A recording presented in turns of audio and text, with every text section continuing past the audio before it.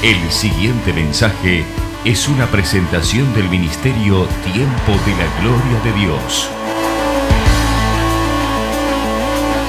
Bienvenidos a la clase número 4. Vamos a empezar con el habitual repasito que siempre hacemos.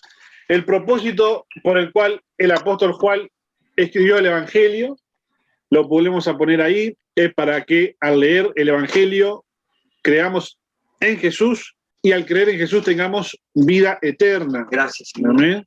Y esa es la flechita que siempre hemos puesto. Al leer el Evangelio de Juan, creemos que Jesús es el Hijo de Dios y creyendo en Jesucristo, que es el Hijo de Dios, tenemos vida eterna. También habíamos visto en las clases anteriores que el Evangelio de Juan nos presenta evidencias que demuestran que nuestro Señor Jesucristo es el Hijo de Dios. Y esas evidencias habíamos comentado por arriba, que eran 8 señales, que eran 10 afirmaciones que Jesús hace de sí mismo y 15 enseñanzas, que las vimos todas en la clase número 2, si no me equivoco, si no me falla la memoria. Las vimos por arriba, las mencionamos porque después se van a ir desarrollando. Lo importante es saber eso, que el Evangelio de Juan nos presenta evidencias de que el Señor es el Hijo de Dios.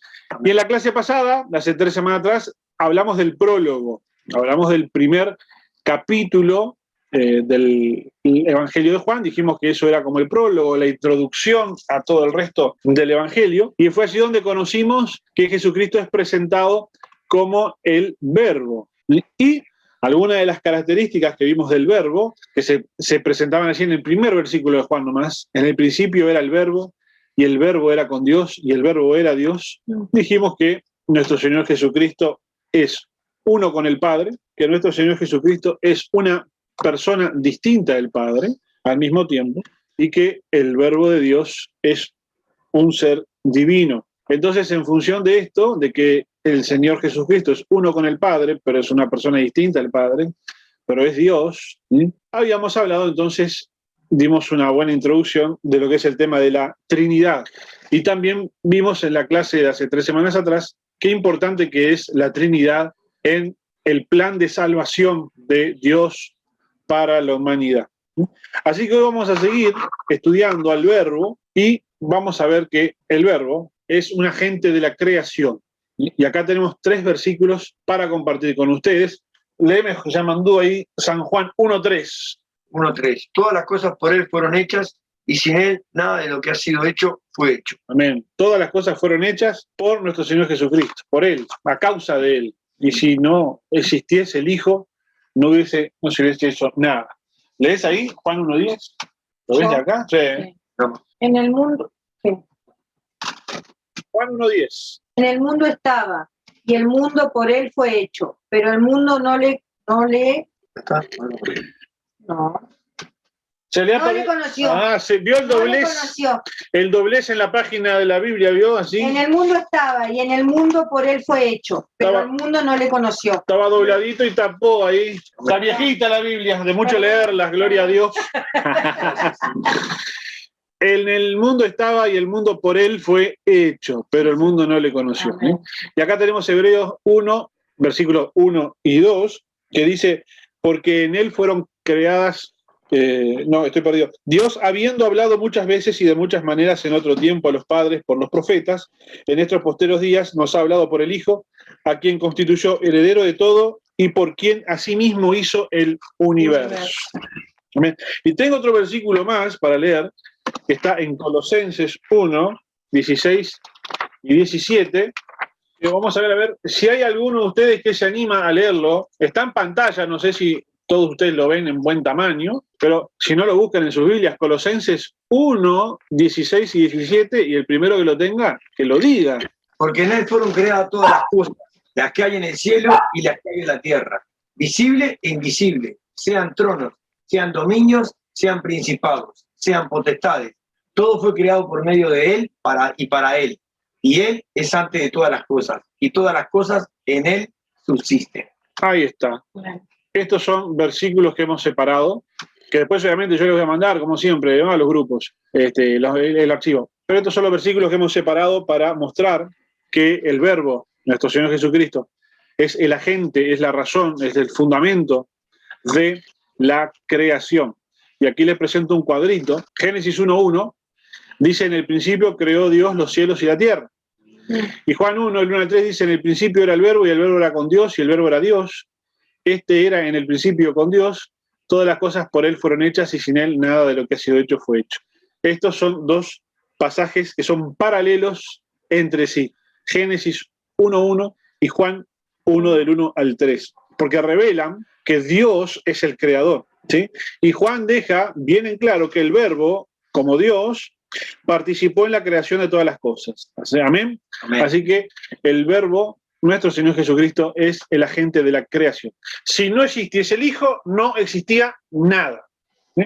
Y todo existe porque el Hijo lo sostiene. Todo en él subsiste. ¿Amén? Amén. O sea que si el Hijo desapareciera, desaparece todo. ¿Sí?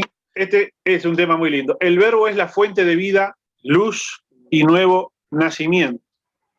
Y acá tenemos Juan 1:4. En él estaba la vida y la vida era la luz de los hombres. ¿Sí?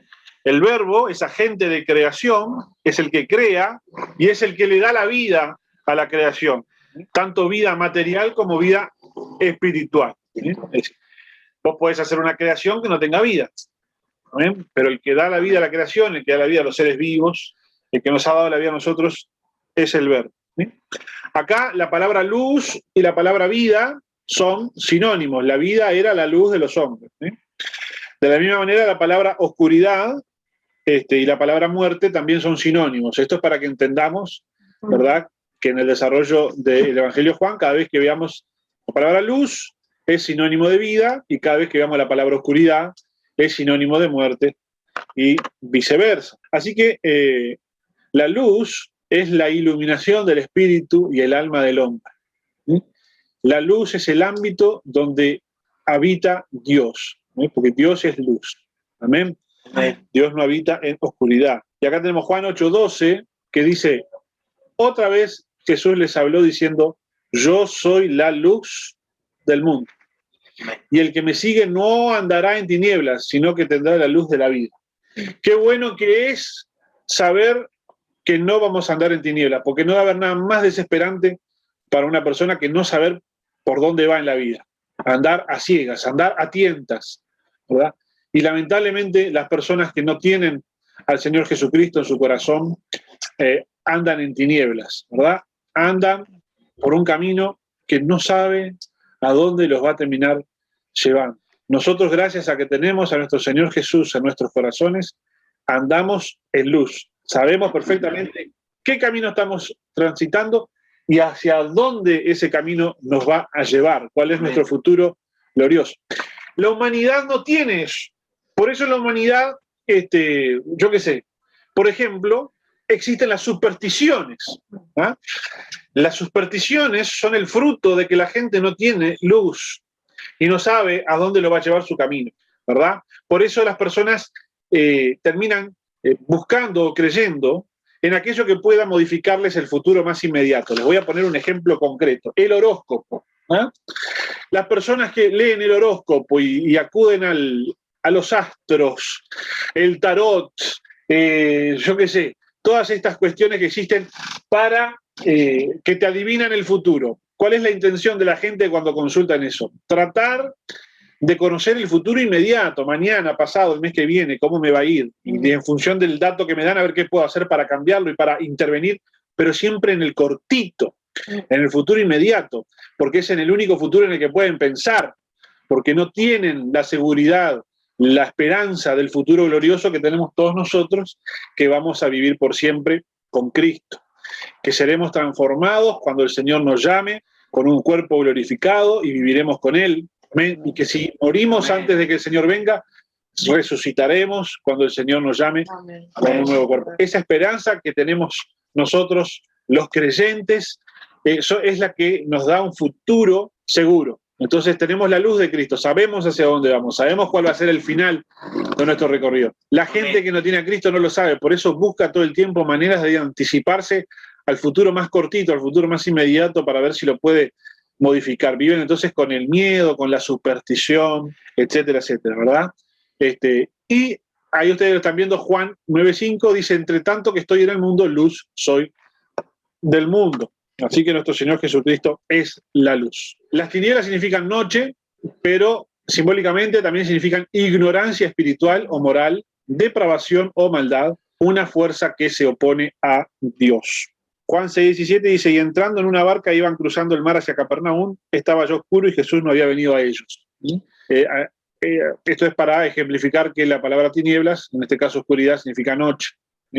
Pero es bien interesante rescatar este pequeño detalle como poético que tiene el versículo, ¿no? Estaba oscuro porque Jesús no había venido a ellos. Nuestro Señor es la luz. Es un detalle poético, ¿verdad? Dios siempre oscurece después de las 6 de la tarde, no por nada. Pero me gusta ese jueguito allí de palabras. Después dice, otra vez Jesús les habló diciendo, yo soy la luz del mundo, el que me sigue no andará en tinieblas, sino que tendrá la luz de la vida. Este es igual al versículo que recién leímos en la diapositiva anterior. Y tengo Juan 12:35 y el 46, que ustedes lo están viendo ahí en pantalla. Dice, entonces Jesús les dijo, aún por un poco está la luz entre vosotros. Esto ya, Jesús estaba en los últimos días, ya estaba dando sus mensajes finales a esta altura del Evangelio. Por eso dice, aún por un poco está la luz entre vosotros. Andad entre tanto que tenéis luz, para que no os sorprendan las tinieblas, porque el que anda en tinieblas no sabe a dónde va. Yo, la luz, he venido al mundo, para que todo aquel que cree en mí no permanezca en tinieblas. Amén. Esto es precioso, esto es emocionante. Amén. El Señor vino a la tierra para que todo aquel que en él crea no ande por la vida en tinieblas, a oscuras, sin saber a dónde va, sin esperanza, sin dirección, sin guía, desamparado, como anda la gente por el mundo. Los otros días vi una publicación en Facebook que decía que lo asombroso no era que el hombre había llegado a la luna, lo asombroso era que Dios había puesto un pie en la tierra cuando vino en la figura de nuestro Señor Jesucristo. Amén. Bueno, entonces, si Jesucristo es la luz, ¿nosotros qué somos? La tierra. No, pero está ahí, ¿no ves que está ahí? Mirá, fíjate. Las lámparas. Si Jesucristo es la luz, nosotros somos las lamparitas de 60 watts. Miren, Juan 1, del 6 al 8. Yo quiero que me lo lea alguno de ustedes ahí. ¿Quién se anima? Porque siempre hablando nosotros acá. No, allá, de eso. Dale, Richard. Está ahí en pantalla o búsquenlo en la Biblia ustedes. Juan 1, del 6 al 8. 1, capítulo 1, del 6 al 8. 6 al 8. Dios envió a un hombre llamado Juan el Bautista para que contara acerca de la luz, a fin de que todos creyeran por su testimonio. Juan no era la luz, era solo un testigo para hablar de la luz. Amén, muy bien. Ahí nos estamos refiriendo a Juan el Bautista, no a Juan el que escribió este evangelio, sino a Juan el Bautista, primo de Jesucristo, que inició su ministerio antes que el Señor Jesús, porque Juan era el que iba a anunciar que el Señor Jesús vendría. Después del nacimiento de cada uno de nosotros, podemos decir que somos como velas que estamos apagados.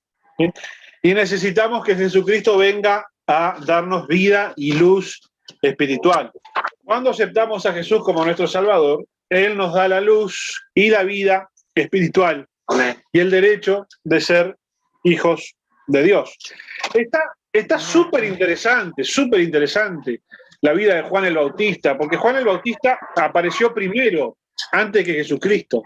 Y esto tiene un simbolismo que está muy bueno, porque ¿qué pasa? En aquel entonces, en la antigüedad, cuando no existían las comunicaciones, ¿sí? Cuando no existían el internet, ni el teléfono, y cosas por el estilo, ¿cómo se le anunciaba a una población que estaba llegando el rey para visitarla? Bueno, se enviaba un mensajero, iba adelante del rey, 1 o 2 días adelante, iba a la ciudad y decía, prepárense porque de aquí a 1 día, 2 días viene el rey, hay que recibirlo como corresponde. Y es la función, el llamado que hace, la función que cumple Juan el Bautista. Él salió primero anunciando que vendría Jesucristo. Por eso Juan el Bautista dice en un momento, viene uno delante de mí que yo no soy digno de desatar la correa de su calzado. Y cuando aparece Jesucristo, lo mira de lejos y dice, he aquí el Cordero de Dios que quita el pecado del mundo. ¿Sí? yo estoy trabajando para este. Y también da aquella fantástica frase que dice, es necesario que yo mengüe para que él crezca. Amén. En la medida en que Jesucristo iba teniendo cada vez más apariciones, más protagonismo, Juan iba cada vez teniendo menos protagonismo, hasta que en algún momento Juan muere, porque es asesinado por el rey, ¿verdad? Y su función entonces en la tierra desaparece. Fue también cuando el bautismo, ¿no? Que lo bautizó Jesús. Claro, Juan también bautiza a Jesucristo, ahora después voy a hablar un poquito de eso, pero lo interesante es que Juan dice que no es digno de desatar la correa del calzado. Es interesante porque, ¿qué pasa? En aquel entonces, los calzados, la gente no se los sacaba, la gente noble, la gente de plata no se sacaba el calzado, tenía servidores que le sacaban el calzado, ¿no? Tenía sirvientes que le sacaban, le desataban la sandalia y le lavaban los pies. Por eso nuestro Señor Jesucristo en la última cena hace eso. Claro. Y Pedro se resiste y dice, no quiere que Jesucristo haga eso porque eso lo hacían los servidores más bajos, Claro. de la sociedad en aquel entonces, ¿verdad? Limpiar los pies de los invitados de la casa. ¿Cómo iba a permitir que Jesucristo hiciera tarea de empleado, pero del empleado más bajo del estatus social? Sin embargo, Juan el Bautista agarra y dice, pero yo ni siquiera soy digno de desatarle la correa del zapato. O sea, Juan el Bautista se pone más abajo todavía que un servidor, diciéndole, los servidores son dignos de sacarle el zapato al rey. Yo ni siquiera eso. Como para mencionarlo al pasar allí, la humildad que tenía Juan el Bautista. Siguiendo entonces, bueno, pero este versículo lo pusimos ahí porque Juan es el que dio testimonio de que él no era la luz, el que era la luz era Jesucristo. ¿Sí? Ahora tengo este otro versículo para ustedes que es Juan 15, 18 y 19. Este es Jesucristo hablando. Jesucristo dice, si el mundo os aborrece, o sea, si el mundo los odia, si el mundo los desprecia, sabed que a mí me ha aborrecido antes que a vosotros. Si fuerais del mundo, el mundo amaría lo suyo, pero porque no sois del mundo, antes yo os elegí del mundo, por eso el mundo os aborrece. ¿Ven? Este versículo es bien importante que nosotros lo tengamos súper presente en la vida, porque nos permite entender muchas veces las dificultades que terminamos atravesando como creyentes, ¿verdad? El mundo no nos acepta, el mundo no nos quiere, el mundo nos desprecia. ¿Por qué? Porque como nosotros fuimos rescatados por Jesucristo del mundo, ahí dice, antes yo os elegí del mundo, entonces nosotros no encajamos en el mundo, no encajamos en su filosofía, no encajamos en su forma de vivir, no encajamos en su forma de hacer las cosas, entonces el mundo nos desprecia. Pero Jesucristo dice, bueno, no se amarguen si el mundo lo desprecia a ustedes, antes me despreciaban a mí. Claro. ¿Qué esperaban? Si me despreciaban a mí, no van a despreciar a ustedes. ¡Qué ánimo, qué buen ánimo para ser cristiano! Pero bueno, vamos arriba. El Verbo vino al mundo que él mismo había hecho, ¿no? El mundo fue hecho por él y él vino a ese mundo, ¿sí? Pero el mundo no lo reconoció, no reconoció a su creador. No lo reconocieron ni la mayoría de los gentiles, no lo reconocieron los de su propio pueblo, ¿sí? No lo recibieron, ¿sí? Cuando uno recibe al mensajero de Dios, significa que está honrando a Dios. Cuando uno recibe al mensajero de Dios, está honrando al que lo envió. Y armonizar con ese mensaje es importante. Ahora, en aquella ocasión, tanto gentiles como judíos fueron hostiles con Jesucristo, no lo honraron, no lo reconocieron como hijo de Dios. Sus respuestas fueron negativas, no se sometieron a él, no le obedecieron sus enseñanzas. En definitiva, la mayor parte del mundo rechazó a Jesucristo. Pero aún así hubo una minoría de personas que sí recibió a Jesús. Y aquellos que lo recibieron les dio el derecho, o la autoridad de ser hechos hijos de Dios, por medio del nacimiento espiritual por el Espíritu de Dios. Esto del nacimiento espiritual, que seguramente ustedes lo habrán escuchado varias veces, lo vamos a profundizar en el capítulo 3 porque es cuando Jesús habla con Nicodemo acerca de este tema. Igual lo vamos a tocar un poquito por arriba ahora. Pero qué importante es tener la tranquilidad, la certeza de que ni nuestras genealogías ni nuestros antepasados, sea que fuésemos nosotros judíos o no, ¿sí? No importa el linaje familiar, no importa qué apellido tenemos, porque nada de eso nos hace hijo de Dios. Lo que nos hace hijo de Dios es el nacimiento espiritual, el recibir a Jesucristo como nuestro Señor y nuestro Salvador. Eso es lo que nos hace hijos de Dios. Amén. Y entonces, en ese sentido, estamos todos iguales. Juan 3:5, respondiendo Jesús, dijo, de cierto te digo que el que no naciere de agua y del Espíritu no puede entrar en el reino de Dios. El Padre, el Hijo y el Espíritu Santo desempeñan funciones diferentes en la salvación. El Hijo no llega a ser el Padre de los hijos espirituales. Y es el Espíritu, no el Hijo, el agente del nuevo nacimiento.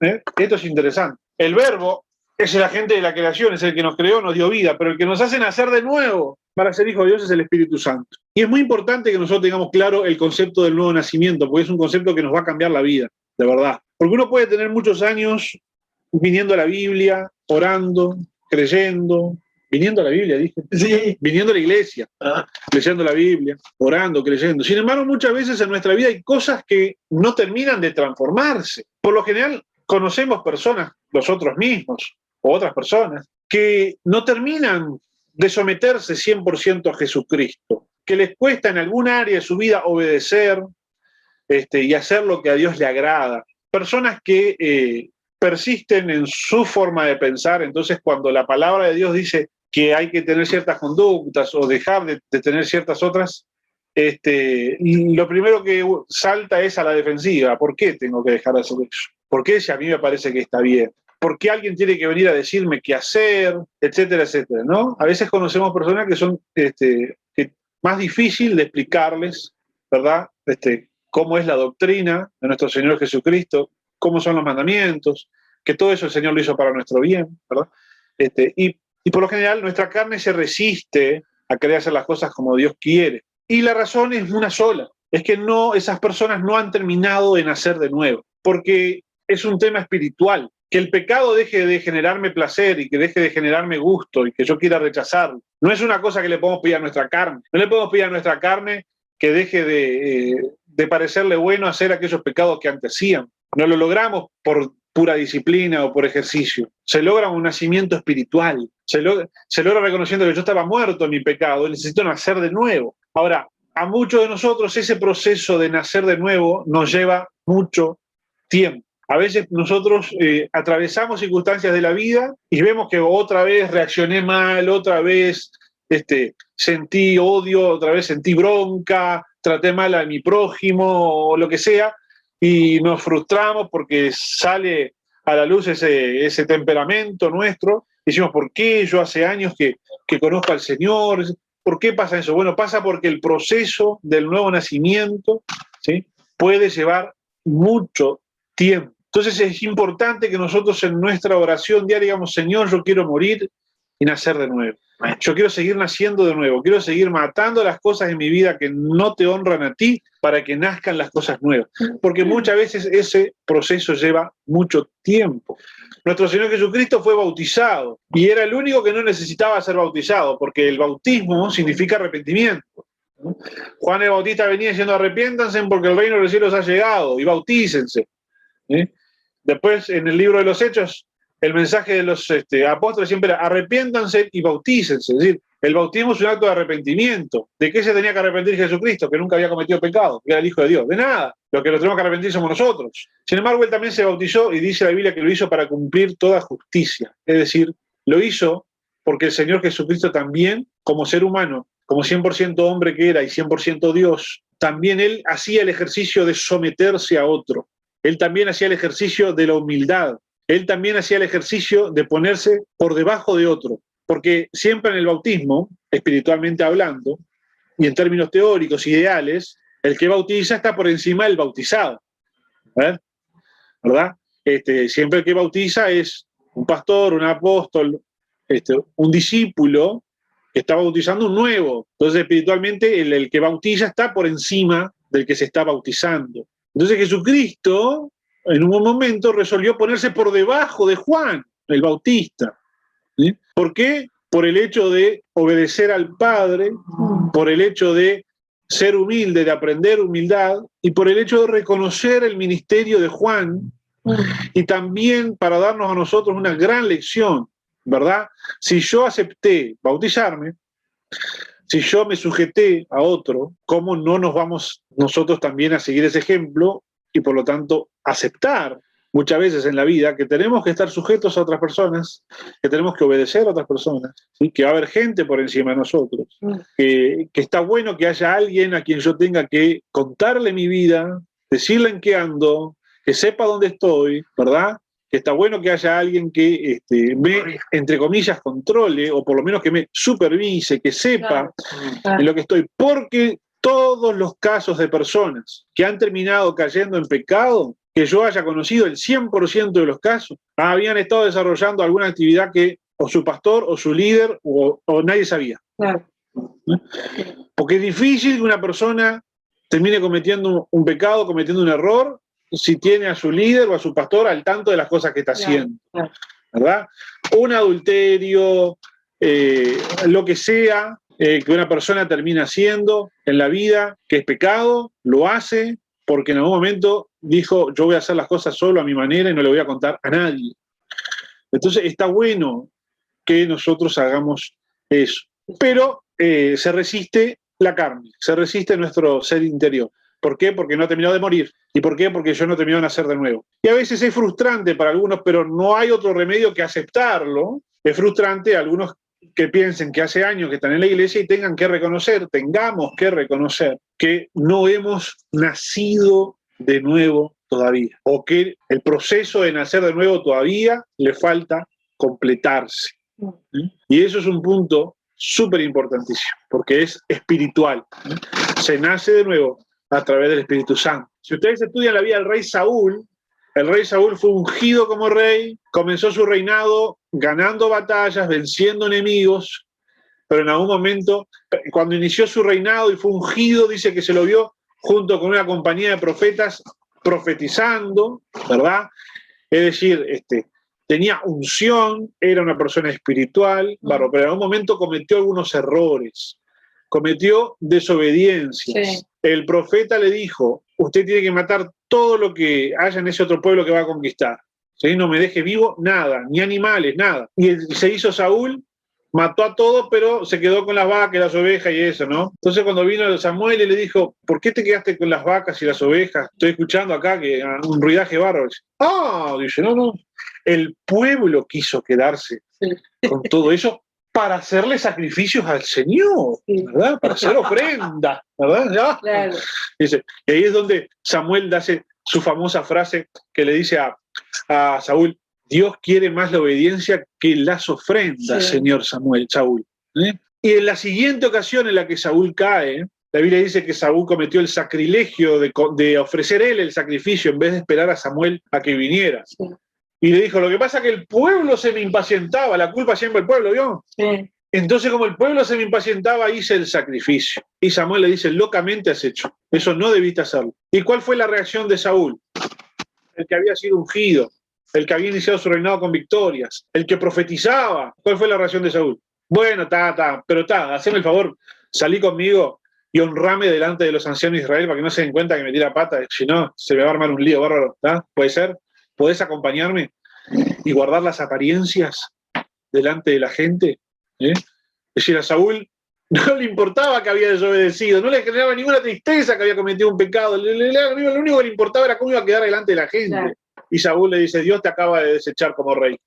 Pero algunos capítulos después, cuando Saúl está persiguiendo a David, dice la Biblia que Saúl se encontró con una compañía de profetas y volvió a profetizar. El Saúl que estaba destituido ya, el Saúl que ya estaba descartado. Es decir, nosotros podemos tener todos los dones espirituales que el Señor quiera que tengamos. Hasta podemos tener postura de buen cristiano y hablar en lenguas y profetizar y vaya a hacer cuántas cosas. Pero eso no es garantía de que hayamos nacido de nuevo, como lo fue en el caso del rey Saúl.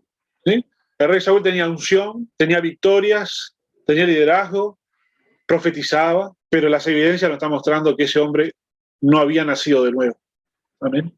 Amén. Nacer de nuevo es algo que es espiritual. Así que cuando usted vea que en su vida faltan cosas, no se frustre, ore a Dios y al Señor a ver cuándo termina este proceso de nacer de nuevo.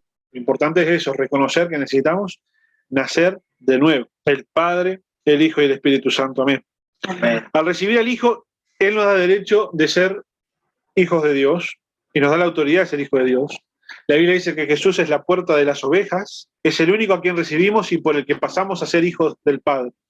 Jesucristo es el camino al Padre, nadie viene al Padre si no es por medio de Jesús, que es el Verbo, el Hijo de Dios. Así que convertirse en hijo de Dios significa tener el mismo Padre que Jesús. Amén. Amén. Amén. Y nacer en la familia de Dios significa recibir la misma naturaleza y el carácter de Jesús. Por eso insistimos en el nuevo nacimiento. Acá tenemos Juan 1:14 al 18 y con esto vamos a ir terminando. ¿Cuánto quieren que se termine? Levanten la mano, sí, que se termine. Que se termine, ¿no? ¿Ninguno? ¡Qué maravilla! ¡Qué buen público! Bueno, dice así, y ustedes lo están viendo ahí en pantalla. Dice, y aquel verbo fue hecho carne y habitó entre nosotros, y vimos su gloria, gloria como del unigénito del Padre, lleno de gracia y de verdad. Juan, acá está hablando Juan el Bautista, dio testimonio de él y clamó diciendo, este es de quien yo decía, el que viene después de mí, es antes de mí, porque era primero que yo. Porque de su plenitud tomamos todos y gracia sobre gracia. Pues la ley por medio de Moisés fue dada, pero la gracia y la verdad vinieron por medio de Jesucristo. A Dios nadie le vio jamás. El unigénito Hijo, que está en el seno del Padre, Él le ha dado a conocer. Así que, punto número 1, que vamos a sacar de este versículo, es que Jesús es Dios caminando en medio de nosotros. Amén. Aquel verbo fue hecho carne y habitó entre nosotros. La palabra habitó es la misma palabra que se utilizaba antes para tabernáculo. Es decir, Jesucristo vino y puso una tienda, se instaló en medio de nosotros, en nuestras vidas. ¿Sí? Por medio de su Hijo, Dios nació en un tabernáculo humano de carne. En la encarnación, Dios vino a la tierra a vivir en medio de nosotros. Él reveló su gloria como un tabernáculo humano de carne. De modo que Juan pudo haber escrito esto que nosotros vemos acá, que habitó, que se hizo tabernáculo entre nosotros. Así que Jesucristo es Dios caminando en medio de nosotros. Qué bueno es saber que el Señor se nos instaló en casa. Sí, Señor. ¿Viste cuando te caga un pariente del interior y no tiene dónde se va a quedar en tu casa? Se te instala ahí, lo duerme acá en el living, ¿no? Y yo decía, che, ¿qué hace? Todavía me cayeron pariente del interior, si se me instalaron acá en casa, sí. No, pues se van el fin de semana. Bueno, así de esa misma manera se nos instaló Jesucristo, se nos instaló Dios. ¿Sí? Vino y puso su tienda, se acomodó acá en nuestras vidas, amén. Gloria a Dios. Gloria a Dios. Se instaló, se acomodó en nuestra vida. Permisito, hágame un lugar que acá vine a instalarme y de acá no me mueve nadie. ¿Cuánto dicen amén? Yo no quiero, Señor, que se mueva de mi vida, amén.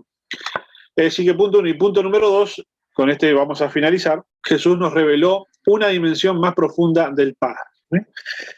Porque acá el versículo que ustedes lo están viendo ahí en pantalla, ¿sí? Dice que la ley vino por medio de Moisés, pero la gracia y la verdad vinieron por Jesucristo. Hay que tener bien en claro, esto es importante, porque a veces se confunde, que la ley que el Señor reveló a través de Moisés y la gracia que el Señor reveló a través de Jesucristo no son algo opuesto, ¿no?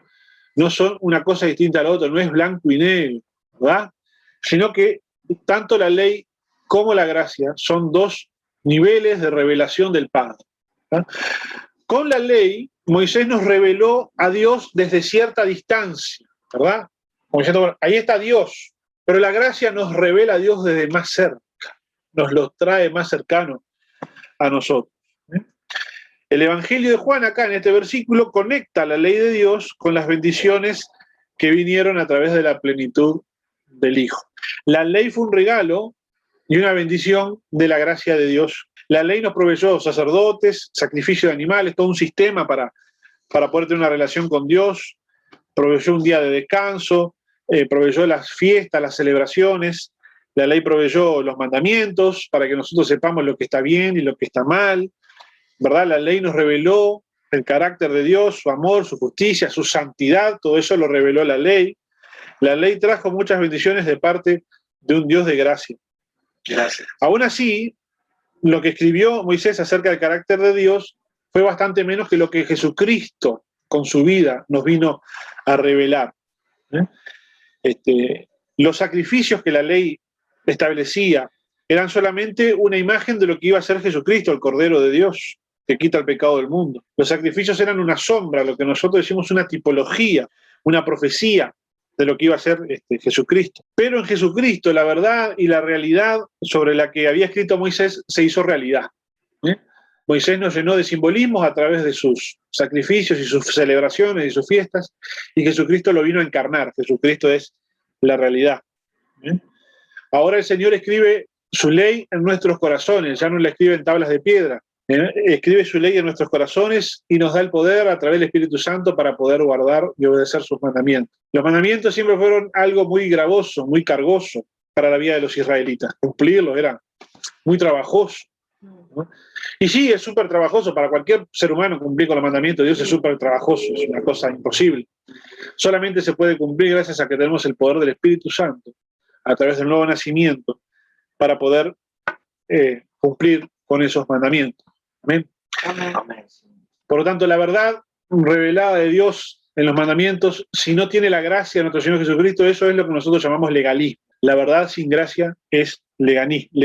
¿Qué es el legalismo? Es enfatizar las reglas sin darle a las personas el poder de obedecerlas. El legalismo es enfatizarnos en las reglas sin darle a la gente el poder para obedecerlas. ¿Amén?